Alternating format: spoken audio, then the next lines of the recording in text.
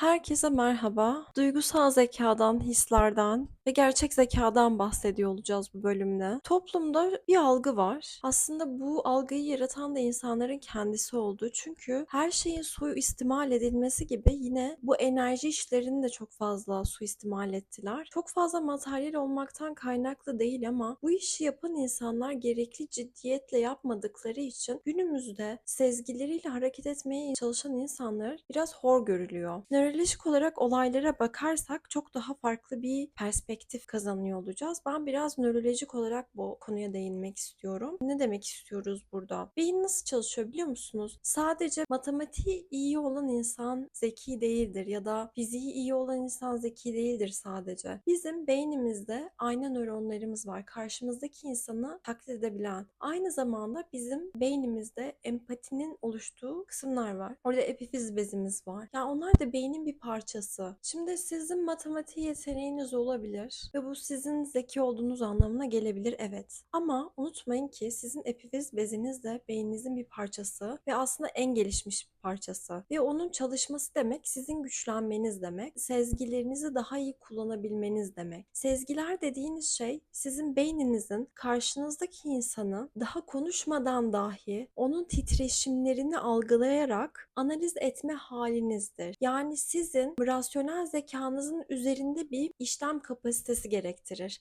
Karşınızdaki insanı okumanız demek, yani sezgilerinizle algılarınız inanılmaz açık olması anlamına gelir. Bir şey olmadan dahi bir şeyi sezebilmek demek, o partiküller daha size yaklaşamadan, daha sizin realite kapsamınıza giremeden siz oradaki atomlara ulaşmış ve onları çoktan işlem merkezinden geçirmiş oluyorsunuz. Bu aslında normal insan dediğimiz şeyin üzerinde biraz daha üst insanvari bir işlem kapasitesini gerektiriyor. i5 çekirdekli bilgisayar var, i7 çekirdekli bilgisayar var. Bu biraz daha üst çekirdek hali. Aslında spiritüeller dediğimiz ve algıları açık insanlar, hissiyatı güçlü insanlar normal bir insan kapasitesinin üzerinde işlem kapasitesine sahip oluyorlar. Yani bu insanlar çok daha zeki oluyorlar. Bu nörolojik olarak da kanıtlanmış bir şey. Bunları gidip araştırmanız gerekiyor. Sizin önünüze medya ile sunulmadığı için, çünkü medya kara bir sisteme hizmet ediyor. Algınızı ne kadar düşürebilirse onlar için o kadar iyi, çünkü sizin zeka seviyenizi o kadar düşürüyorlar ve sizi daha rahat kontrol eder hale geliyorlar. Siz onları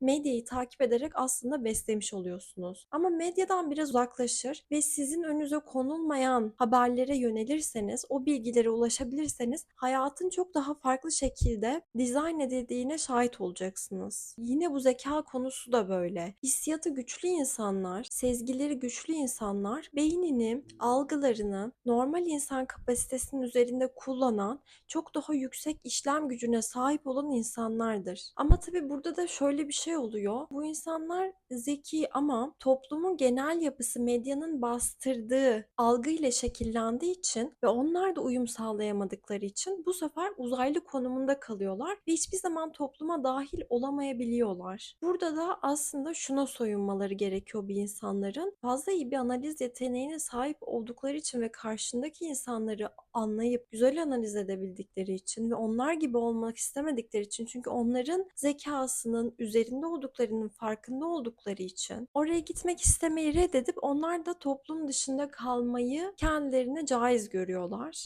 Bu sefer ne oluyor? Kopuklaşmaya başlıyor. Bu gerçekten zekası yüksek, analiz gücü yüksek, empati yeteneği gelişmiş, epifiz bezi yüksek işlem gücüne sahip insanlar kendini toplumdan soyutluyorlar. Toplumun bir parçası olmuyorlar. Bu sefer toplumda kalan bu kuzu koyun kesimi bu insanları gerçek bir uzaylı olarak görmeye devam ediyor. Onlar toplumun bir parçası olamadıkları için. Ama aslında bu insanlar kendi yeteneklerini kabul edip bunun bir yetenek olduğunu ve üstün zeka göstergesi olduğunu kabul edip onlar kadar gelişmemiş olsa da bu toplumu kabul edip onlara liderlik etmeyi üstlendiklerinde, biraz onların da seviyelerine inebilmeyi kabul ettiklerinde bu sefer toplumu yönlendirebilecek kıvama geliyorlar. Onlara dayatılan o medya, o karanlık güçleri domine edebilecek bir ortam hazırlıyorlar. Hazırlayabiliyorlar. Bu kapasiteye sahipler. Ama hep bu ötekileştirme hali yüzünden, iki tarafında birbirini ötekileştirmesi hali yüzünden bu hiçbir zaman tam olarak o düzleme oturamıyor. Ama ne oldu yeni çağ ile birlikte? Artık bu insanlar çoğaldığı için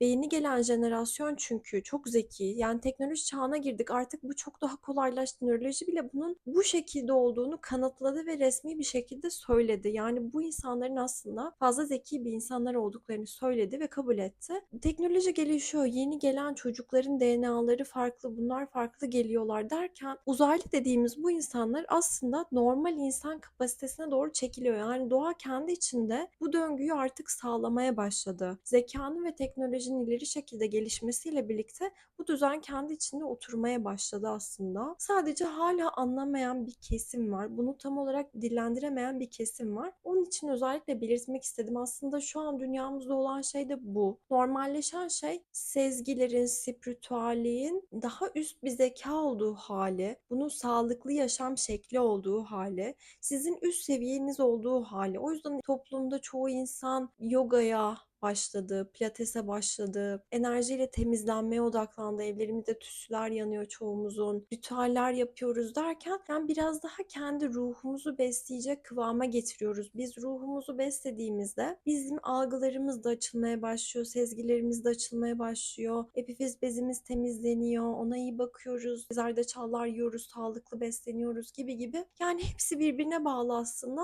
ve toplum gittikçe bu temizliğe ulaşmaya başladı. Ama daha önce de dediğim gibi iyi ile kötü eşit olmak zorunda. Bu temizlenen insanlar çoğaldıkça tabii karşıdan gelen atak da çoğalmaya başlıyor. Yani tabii aynı oranda kötülük de çoğalmaya başlıyor. Siz burada tamamıyla seçim meselesi, hangi açıdan bakmak istediğinizle alakalı. Bazı insanlar kötü açıdan bakmak istiyorlar ve kötü kısmı görmeye çalışıyorlar. Toplum artık daha da hepsi telefonda hiçbir şey yapmıyor gibi bir algı da var. Hayır, telefon çok güzel, internet çok güzel bir şey. Çünkü artık aradığınız her bilgiye ulaşabiliyorsunuz ve zekanız var. Bunu tabii ki de bir süzgeçten geçireceksiniz. Ama hiç olmadığı kadar yüksek bir bilgi donanımı ile çevrelendik. Bu tamamıyla sizin nasıl kullandığınızla ve hangi perspektiften baktığınızla alakalı. Kendinizi daha rasyonel hale getirebilirsiniz. Kendinizi daha ideal hale getirebilirsiniz. Bu sizin elinizde. Yapacağınız seçimlerle hayatınız şekilleniyor olacak ve çevreniz şekilleniyor olacak. Siz kendinizi ona göre bir evrime götürüyor olacaksınız. Burada yine her zamanki gibi kendinize sormanız gerekiyor. Siz kendiniz için